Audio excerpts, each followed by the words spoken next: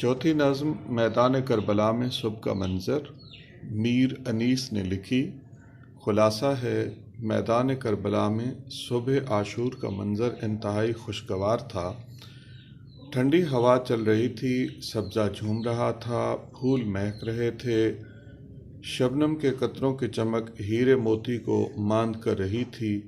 اس سہانے سمے پرندے چہچہا رہے تھے، سرسبز درختوں پر سرخ پھول کھل اٹھے، تھاملے گل فروش کے ٹوکرے بن گئے، درختوں کی شاخیں جھوم رہی تھیں، بلبل کم اور پھول فراواں تھے۔ اولاد حضرت سیدہ فاطمۃ الزہرا سلام اللہ علیہا کی پیاس بجھانے کے لیے شبنم نے پھول کے کٹورے بھر دیے۔